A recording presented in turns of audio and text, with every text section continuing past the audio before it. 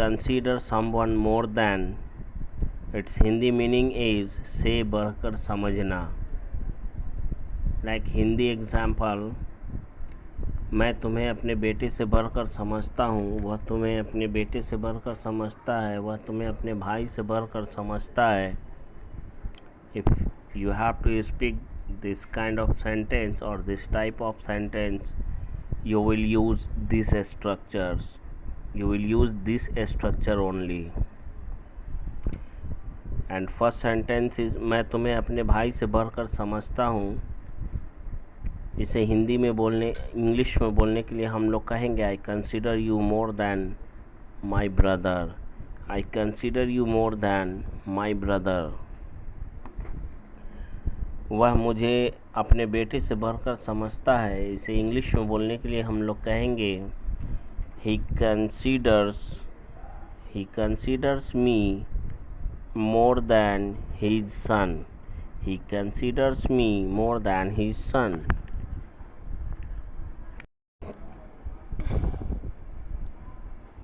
वह मुझे अपने बेटे से बढ़कर समझता था, इसे बोलने के लिए हम लोग कहेंगे He considered me more than his son। क्योंकि ये पास्ट की बात को बता रहा है, इसलिए कंसीडर का थर्ड फॉर्म हम लोग यूज़ करेंगे। समझता था यानी सेकंड फॉर्म का यूज़ करेंगे, सिंपल पास्ट का है, सेकंड फॉर्म का यूज़ करेंगे।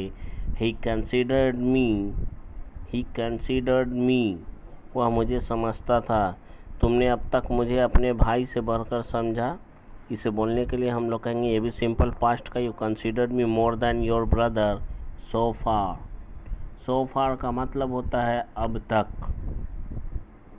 तुमने अब तक उसे अपने बेटे से बढ़कर क्यों समझा, ये क्वेश्चन सेंटेंस है, WH फैमिली से शुरू होने वाला सेंटेंस है ये, इसलिए हम लोग कहेंगे why did you consider him more than your सन। कितना आसान है इंग्लिश बोलना, कितना आसान है इंग्लिश बोलना। प्रैक्टिस तो करें, सीखने की चाहत जगाएं, पूरी वीडियो को देखें और सीखने की कोशिश करें। मिस्टर ए अपने नौकर को बेटे से बढ़कर समझते थे, पास्ट की बात है, तो mister A considered his servant more than his son.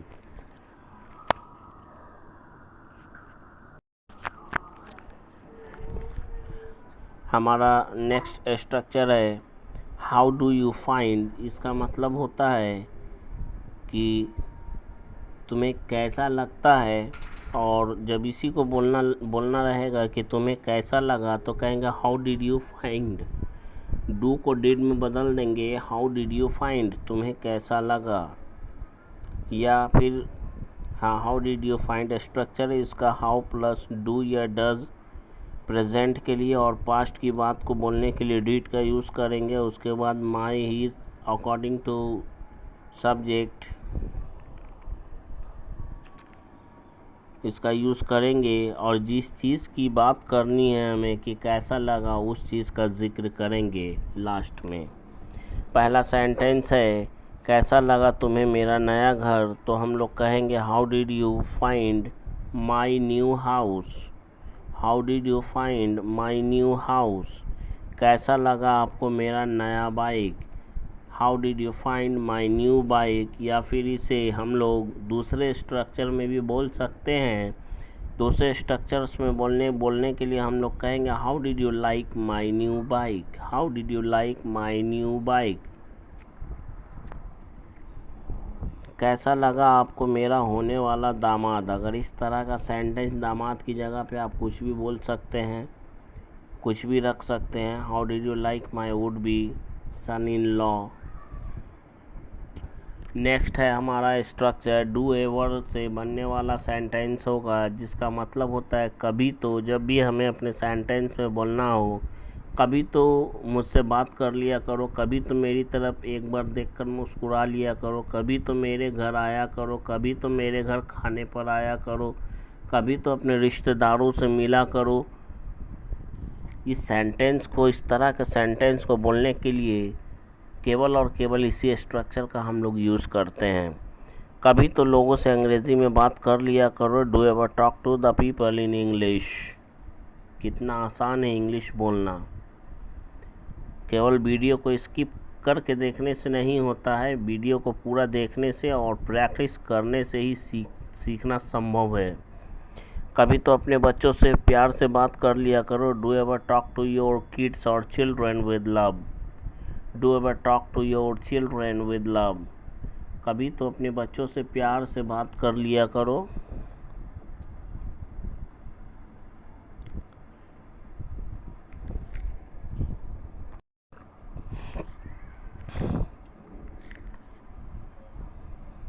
कभी तो मुझे अपने घर बुला लिया करो। Do ever call me at your home. Do ever call me at your home.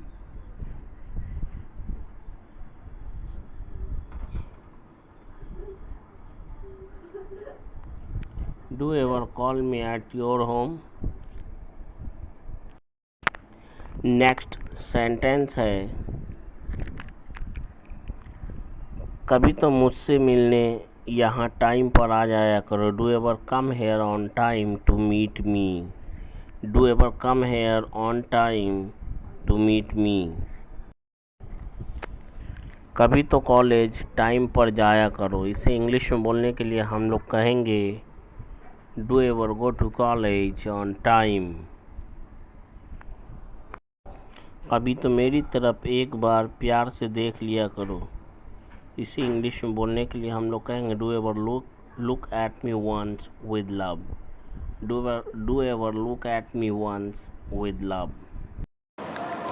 Next हमारा स्ट्रक्चर है टर्न आउट टू बी, जिसका मतलब होता है निकला या निकली। जब भी हमें बोलना हो तुम तो चोर निकल गए, वो आस्तीन का सांप निकल गया, मेरा भाई मेरा दुश्मन हो गया, या दुश्मन निकल गया, इस तरह के सेंटेंस को बोलने के लिए हम लोग इसका यूज़ करते हैं। जैसे पहला सेंटेंस है, उसका सबसे छोटा वाला भाई तो बड़ा चालू निकला, तो इसे बोलने के लिए कहेंगे his youngest brother turned out to be so clever. His youngest brother turned out to be so clever. वह बौना लड़का बड़ा स्मार्ट निकला। अक्सर हम लोगों को बोलना पड़ता है बड़ा से जुड़ा हुआ कोई भी sentence. That dwarf boy turned out to be very smart.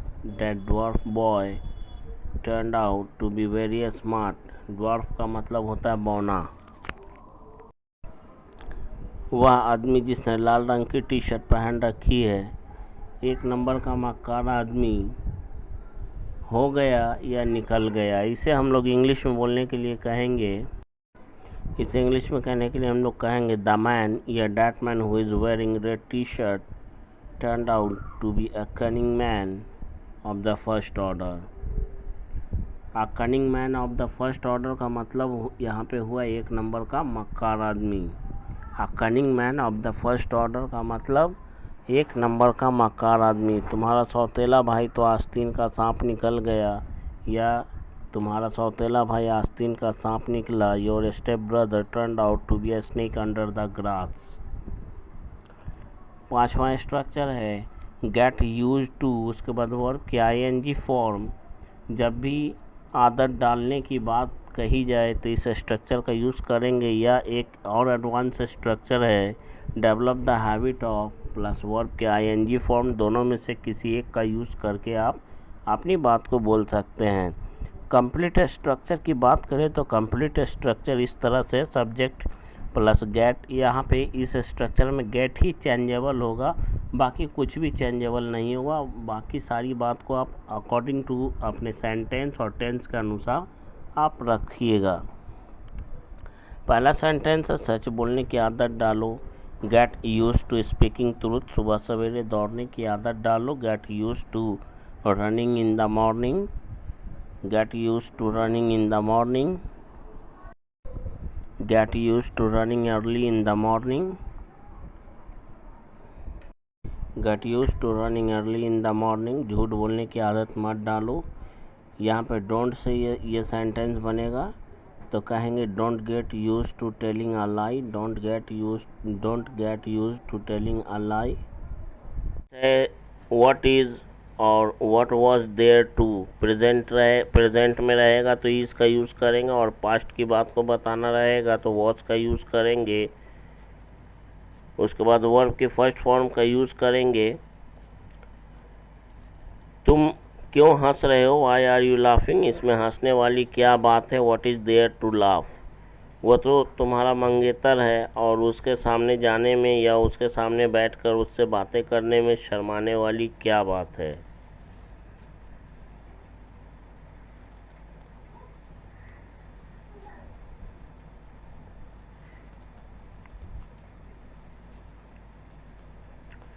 He is your fiance and what is there to feel shy about going to him or talking to him sitting in front of him.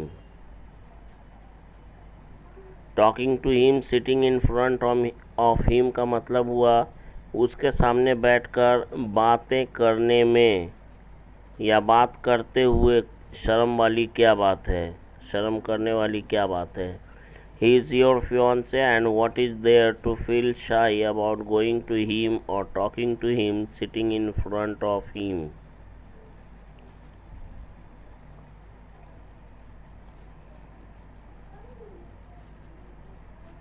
इसमें फूट फूट कर रोने वाली क्या बात है। What is there to weep bitterly, या ऐसे भी बोल सकते हैं what is there to cry bitterly। इसमें उसकी कोई गलती नहीं है, इसमें उसे गाली देने वाली क्या बात है। He is not at fault in it, what is there to abuse him. He is not at fault in it, what is there to abuse him.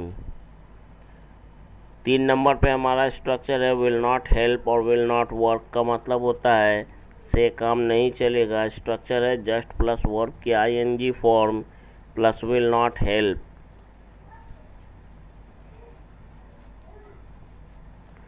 इसमें हंसने वाली क्या बात है, केवल हंसने से काम नहीं चलेगा। What is there to laugh, just laughing will not help और work. What is there to laugh, just laughing won't help या जस्ट लाफिंग वोंट वर्क।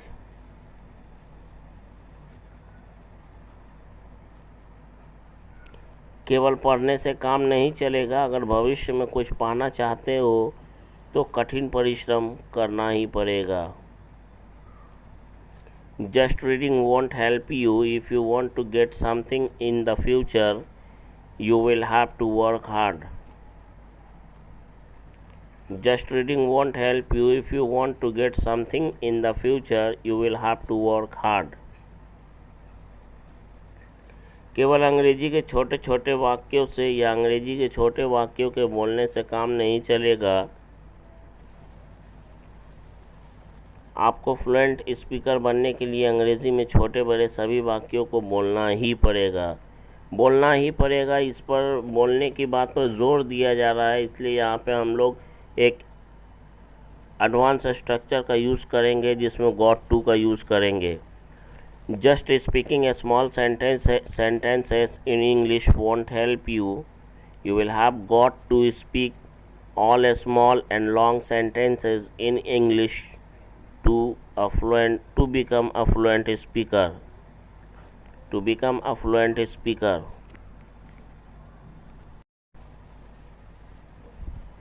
केवल क्रिकेट खेलने से काम नहीं चलेगा। Just playing cricket won't work और वोंट हेल्प। एक अच्छा क्रिकेटर बनने के लिए अंग्रेज़ी की अच्छी जानकारी होनी ज़रूरी है।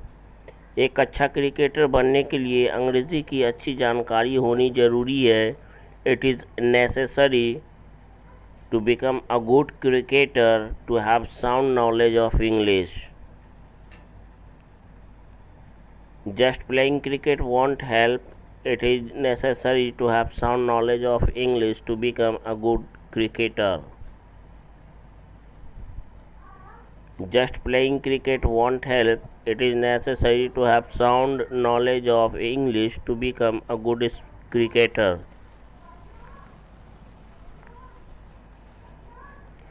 नंबर 4 पर है एक्ट 1 सेज। इसका मतलब होता है अपनी उम्र का लिहाज करना। एक्ट 1 सेज स्ट्रक्चर है subject plus helping verb plus act जिसके बारे में बोलना है वो लिखेंगे my age, his age, her age, their age. उसके बाद सेंटेंस का बचा कुचा जो भाग होगा वो लिखेंगे।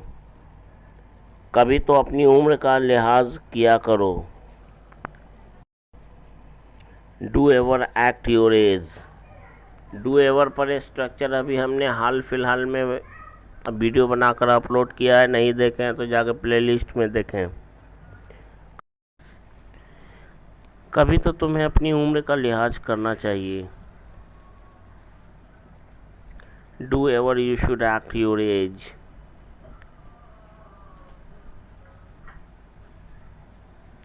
Do ever you should act your age. कभी कभी आदमी को अपनी उम्र का लिहाज करना ही चाहिए। करना ही चाहिए मतलब इस बात पर जोर दिया जा रहा है। Sometimes a man must act his age. Sometimes a man must act his age.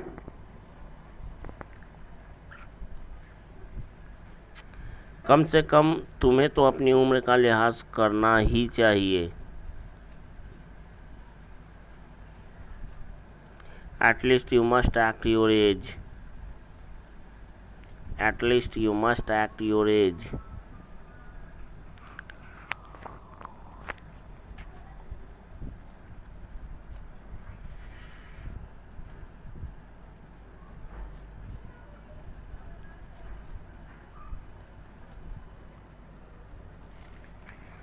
वे लोग अपनी उम्र का लिहाज कर रहे हैं। They are acting their as.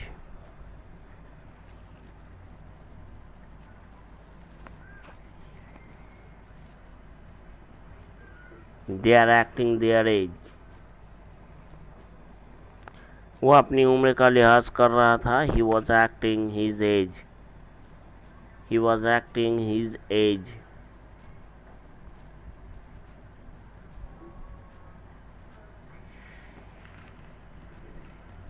वह अपनी उम्र का ज़रा भी लिहाज नहीं किया करती थी।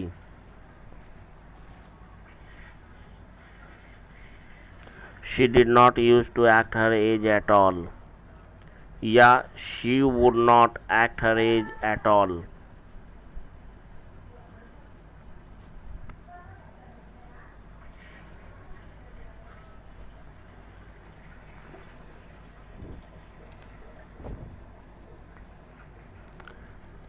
नंबर 5 पे है इन टर्म्स ऑफ। इसका मतलब होता है के मामले में।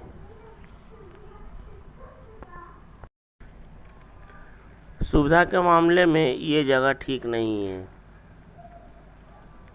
इन terms of facilities this place is not good. In terms of facilities this place is not good. अंग्रेजी सिखाने के मामले में आप किसी इंग्लिश टीचर से कम नहीं हो। In terms of teaching English you are nothing short of an English teacher. In terms of teaching English you are nothing short of an English teacher.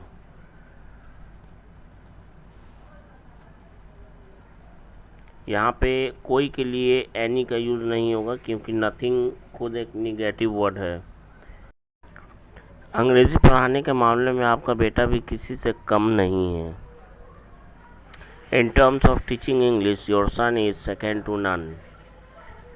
In terms of teaching English your son is second to none.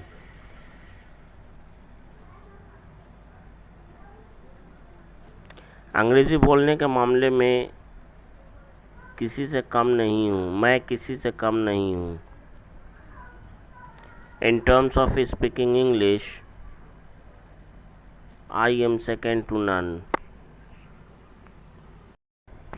In terms of speaking English, I am second to none. Number 6 पर है none other than। इसका मतलब होता है कोई और नहीं बल्कि। स्ट्रक्चर है सेंटेंस। सबसे पहले अपना सेंटेंस को रखेंगे, उसके बाद सब्जेक्ट प्लस हेल्पिंग वर्ब। क्योंकि ये दो भाग में हमारा सेंटेंस होगा इसलिए पहला भाग कंप्लीट सेंटेंस हम लिखेंगे, उसके बाद सेकंड अकॉर्डिंग टू स्ट्रक्चर हम लोग बनाएंगे। कल रात उस घर में चोरी हुई वह चोर कोई और नहीं बल्कि आपका बेटा है।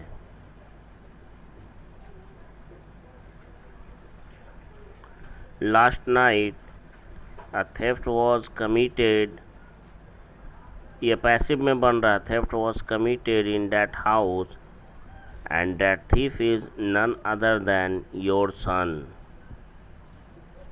Last night a theft was, theft का मतलब चोरी होता है। A theft was committed, commit का मतलब करना, कमिट अ थेफ्ट का मतलब होता है चोरी करना। Last night a theft was committed in that house and that thief is none other than your son, और वह चोर कोई और नहीं बल्कि आपका बेटा है। दैट,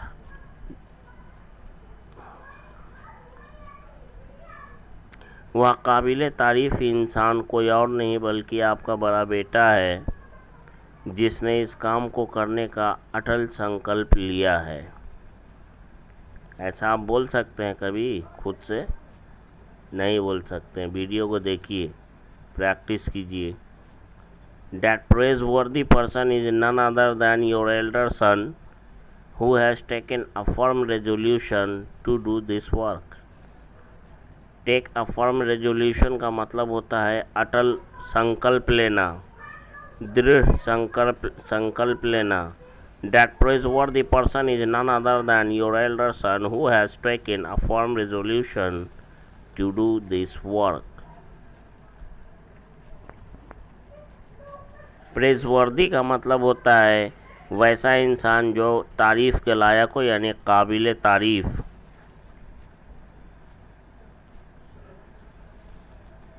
वह महान व्यक्ति कोई और नहीं बल्कि आप हैं, जिसने कल मंदिर में 1000 गरीबों को खाना खिलाया।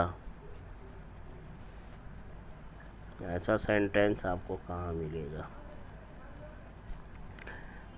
That great person is none other than you, who fed 1000 poor people in the temple yesterday. Feed का मतलब खिलाना होता है। फीड का सेकेंड फॉर्म फेड होता है, मतलब खिलाया।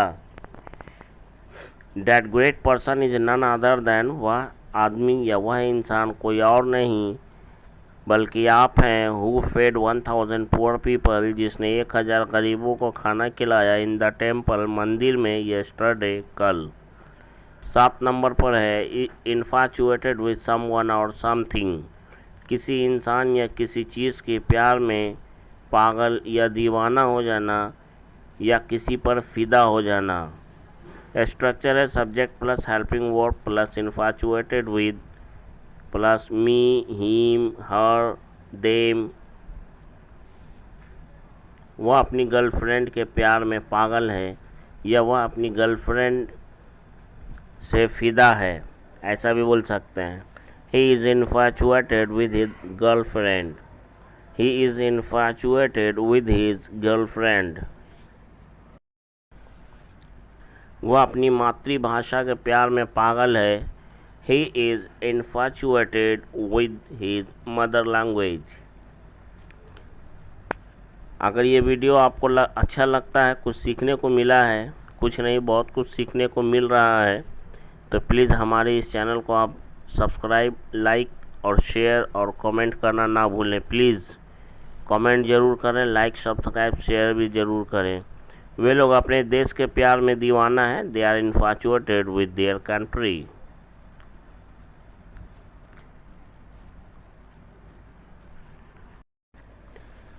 8 नंबर पर है it has been plus time, मतलब समय को दर्शा रहा है ये कहते हुए कि हो गए हैं, 8 साल हो गए, 2 साल हो गए, 2 महीने हो गए, 4 दिन हो गए, 4 साल हो गए। उस बात को, इस बात को दर्शाने के लिए इसे स्ट्रक्चर का यूज़ करेंगे। हमें पहला सेंटेंस है, हमें इस प्रोजेक्ट पर काम करते हुए 5 साल हो गए हैं या हो चुके हैं। It has been 5 years to me working on this project. It has been 5 years to me working on this project. हमें यहाँ रहते हुए 10 साल हो गए हैं। It has been 10 years to me living here. It has been 10 years to me living here. मुझे विद्यार्थियों को अंग्रेज़ी पढ़ाते हुए 8 साल हो गए हैं। It has been 8 years to me teaching English to students. It has been 8 years to me teaching English to students. Structure है टिल डेथ या अनटिल डेथ से बनने वाला, जिसका मतलब होता है मरते दम तक। सेंटेंस स्ट्रक्चर की बात करें तो टिल डेथ या अनटिल डेथ प्लस हमारा कंप्लीट सेंटेंस होगा, और इसे सेंटेंस के शुरू में रख सकते हैं या सेंटेंस के लास्ट में भी रख सकते हैं। हमारा पहला सेंटेंस है, मैं मरते दम तक तुम्हें याद करता रहूँगा, क्योंकि जब मैं गरीबी के बुरे दौर से गुजर रहा था तब एक तुम ही थे जिसने मेरी बहुत मदद की थी। सेंटेंस का सबसे पहले छोटा छोटा टुकड़ा उठाएंगे। मैं मरते दम तक तुम्हें याद करता रहूँगा। I will keep remembering you until death, क्योंकि जब मैं गरीबी के बुरे दौर से गुजर रहा था, because when I was going through the bad phase of poverty, ऐसा भी बोल सकते हैं या फिर ऐसा भी बोल सकते हैं because you were the one, तुम ही थे, who help me a lot, जिसने मेरी बहुत मदद की, when I was going through the bad phase of poverty, जब मैं गरीबी के बुरे दौर से गुजर रहा था। मैं मरते दम तक तुम्हारा एहसान नहीं भूल सकता। I can't forget your favour until death. I can't forget your favour until death. मैं कसम खाकर कहता हूँ, मरते दम तक मैं अपने बेटों में से किसी से भी बात नहीं करूँगा। आई स्वेयर ऑन, इतना से ही आपका काम चल गया कि मैं कसम खाकर कहता हूँ। I swear on I will not talk to any one of my sons until death. मैं मरते दम तक उससे कभी दोस्ती नहीं करूँगा। I will not make a friendship with him until death.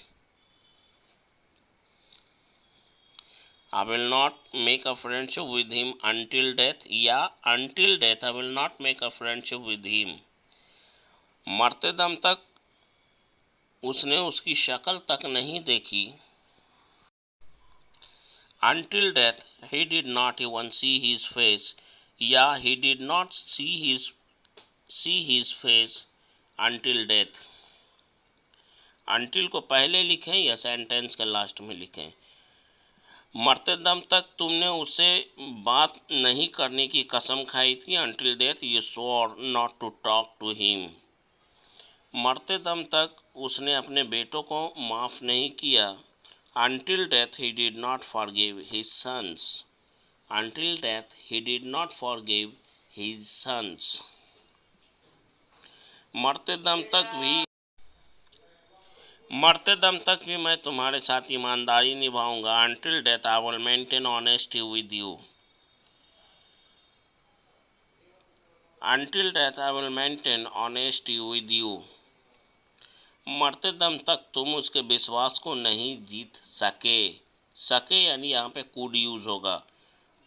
Until death you could not win his reliance. तुम मरते दम तक उसका दिल नहीं जीत पाओगे। You will not be able to win her heart until death. You will not be able to win her heart until death. Her की जगह पे आप हीज भी कर सकते हैं। मरते दम तक उसने हमारे साथ वफादारी निभाई। Until death he maintained loyalty with us. He maintained loyalty with us until death. मरते दम तक उसने उस राज को किसी के सामने नहीं खोला। He did not reveal that secret in front of anyone until death.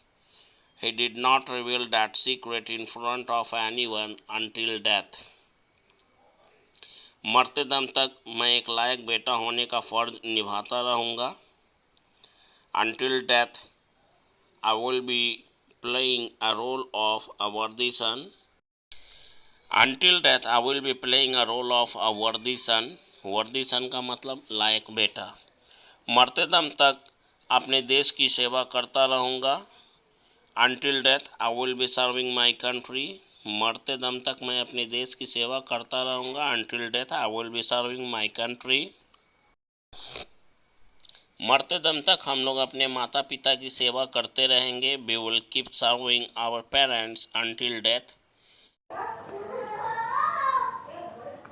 With aplomb, यहाँ पे बी साइलेंट है, विद एप्लॉम, जिसका मतलब होता है आत्मविश्वास और कुशलता के साथ। इंग्लिश मीनिंग है विद कॉन्फिडेंस एंड स्किल। इसे सेंटेंस में बोलने के लिए स्ट्रक्चर है सब्जेक्ट, उसके बाद वर्ब, उसके बाद ऑब्जेक्ट, विद एप्लॉम, या फिर हम लोग ऐसे बोल सकते हैं पहले सेंटेंस को बोलेंगे उसके बाद विद एप्लॉम बोलेंगे। मैंने इस इंटरव्यू में पूछे गए सभी सवालों का जवाब आत्मविश्वास के साथ दिया। I answered all the questions asked in this interview with aplomb. वह नेता भीड़ को संबोधित करते हुए अपना प्रथम सार्वजनिक भाषण पूरे आत्मविश्वास और कुशलता पूर्वक दिया। That politician delivered his first maiden speech by addressing the gathering with aplomb.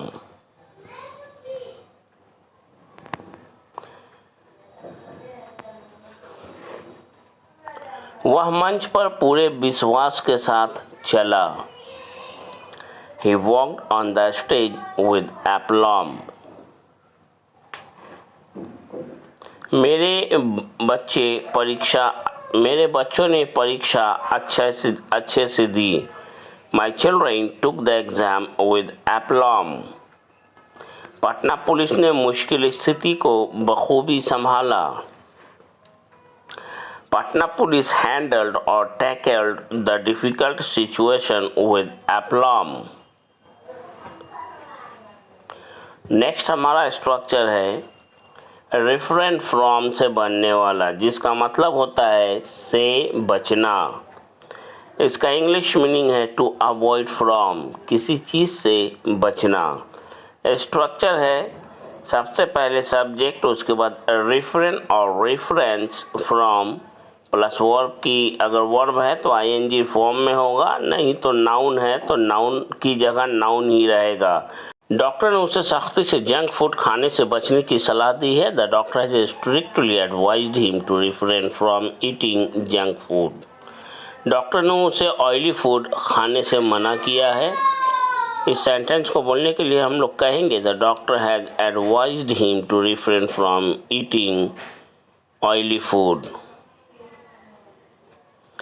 कृपया यहाँ तेज़ आवाज़ में बात ना करें या तेज़ आवाज़ में ना बोलें, इसके लिए हम लोग कहेंगे प्लीज रिफ्रेन फ्रॉम स्पीकिंग और टॉकिंग लाउडली हेयर। हमें दूसरों के झगड़े में उलझने से बचना चाहिए। We should refrain from getting into others fights. वह नशे से दूर रहने की कोशिश कर रहा है। He is trying to refrain from alcohol. He is trying to refrain from alcohol. Hooked on, ये अक्सर स्पोकन इंग्लिश में बहुत ज़्यादा इसका यूज़ होता है। हुक्ड ऑन, जिसका मतलब होता है किसी चीज़ या किसी बात के प्रति बहुत ज़्यादा रुचि होना, बहुत दिलचस्पी होना या दीवाना हो जाना। स्ट्रक्चर है इसका, सबसे पहले हम लोग कहेंगे सब्जेक्ट, उसके बाद सब्जेक्ट के अनुसार प्रेजेंट की बात है तो इज आर एम का यूज़ करेंगे, पास्ट के लिए वॉज वर का, उसके बाद हुक्ड ऑन, उसके बाद अगर नाउन है तो नाउन हम लोग लिखेंगे बोलेंगे, नहीं तो वर्ब है तो वर्ब के आईएनजी फॉर्म का यूज़ करेंगे। बच्चे दिनों दिन मोबाइल के दीवाने होते जा रहे हैं। Children are getting hooked on mobile day by day.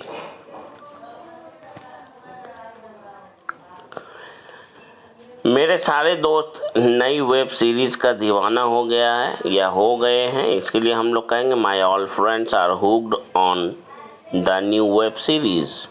My all friends are hooked on the new web series. मुझे इन किताबों से बहुत ज़्यादा दिलचस्पी है, बहुत ज़्यादा लगाव है. I am hooked on these books. I am hooked on these books. मैं इन किताबों का दीवाना हो रहा हूँ, या फिर यूँ कहें मुझे इन किताबों से बहुत दिलचस्पी हो रही है, या फिर यूँ कहें मैं इन किताबों का दीवाना हो रहा हूँ. I am getting hooked on these books.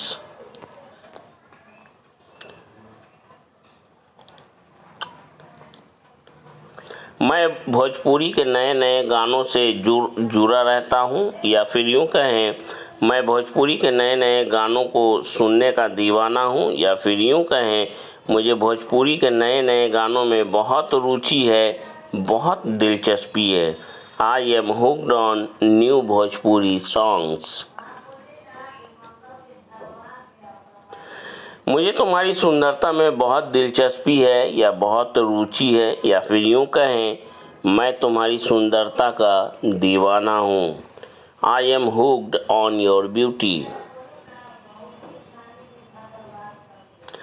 मुझे YouTube पर आपकी वीडियो में दिलचस्पी हो रही है, या रुचि हो रही है, या फिर यूँ कहें आपकी वीडियो का दीवाना हो रहा हूँ, या फिर यूँ कहें मैं आपकी वीडियो से जुड़ रहा हूँ. इसके लिए हम लोग कहेंगे I am getting hooked on your videos on YouTube.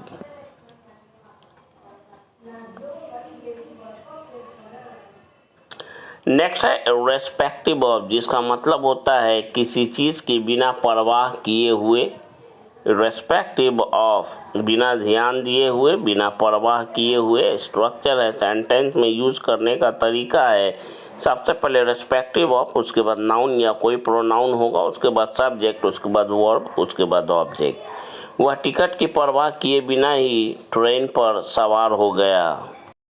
Sentence को बोलने के लिए हम लोग कहेंगे irrespective of ticket he got on the train, या फिर यूँ कहेंगे he got on the train irrespective of ticket. वह पैसों की परवाह किए बिना गरीबों की मदद करते रहता है, यानी कीप्स ऑन प्लस वर्ब के ING form. He keeps on helping the poor irrespective of money, या फिर यूँ कहें irrespective of money comma he keeps on helping the poor.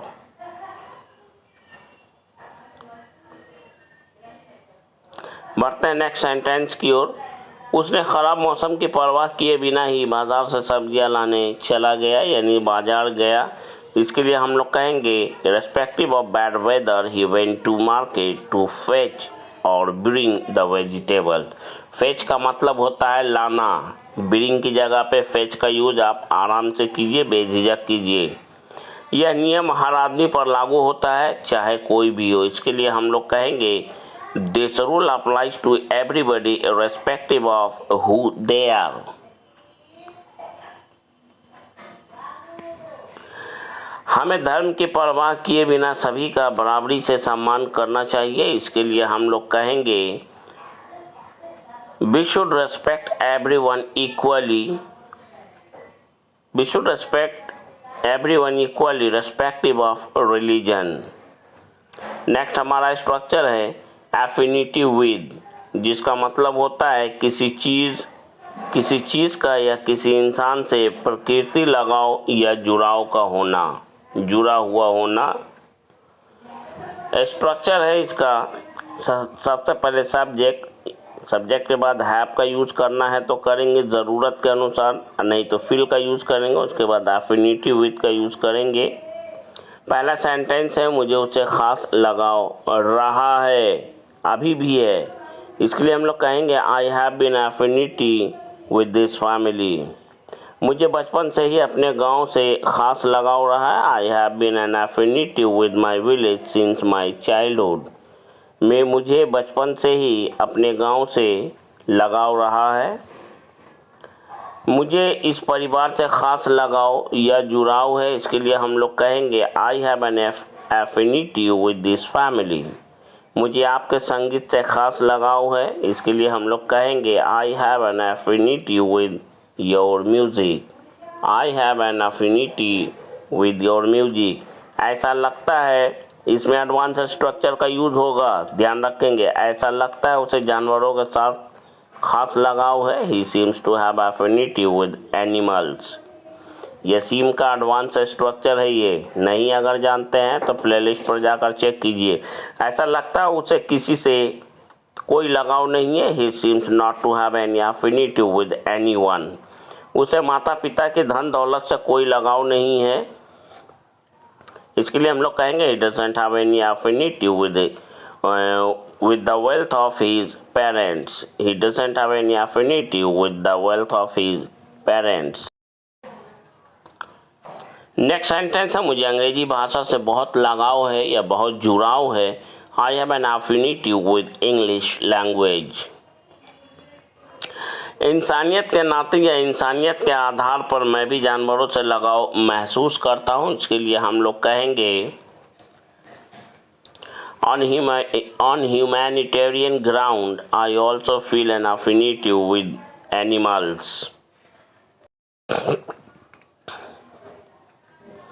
वह बच्चों से जल्दी घुल मिल जाता है। इसके लिए हम लोग कहेंगे He has an affinity with children. He has an affinity with children. हमारा नेक्स्ट स्ट्रक्चर है फ्रॉट विद, जिसका मतलब होता है से भरा हुआ। से भरा हुआ मतलब किस चीज़ से? खासकर नकारात्मक चीज़ों से, जैसे डर, भय, चिंता, खतरा, कठिनाई। इसके लिए हम लोग फ्रॉट विद का यूज़ करते हैं। स्ट्रक्चर है सबसे पहले सब्जेक्ट, उसके बाद दीज आर एम, प्रेजेंट के लिए, पास्ट के लिए वॉज वर्ब का यूज़ करेंगे, फ्रॉट विद का यूज़ करेंगे। उसके बाद निगेटिव वर्ड का यूज़। नेगेटिव वर्ड जो भी हो, नाउन के रूप में जो भी हो, उसका यूज़ करेंगे। यह काम खतरों से भरा हुआ है। This work is fraught with a risk. यह रिश्ता गलत फहमियों से भरा हुआ था। This relationship was fraught with misconceptions. Our relationship was fraught with misconceptions. यह काम समस्याओं से भरा हुआ था। This work was fraught with problems. This work was fraught with problems. यह मुद्दा विवादों से भरा हुआ था। This issue was fraught with controversies. उसकी योजना खतरों से भरी हुई थी। His plan was fraught with danger. His plan was fraught with danger. यह योजना खतरों से भरी हुई है। This plan is fraught with danger और risk. This plan is fraught with risk. तुम्हारे पड़ोसी ईर्ष्या से भरे हुए हैं। Your neighbour is fraught with jealous. That's all for today's video. See you tomorrow in the next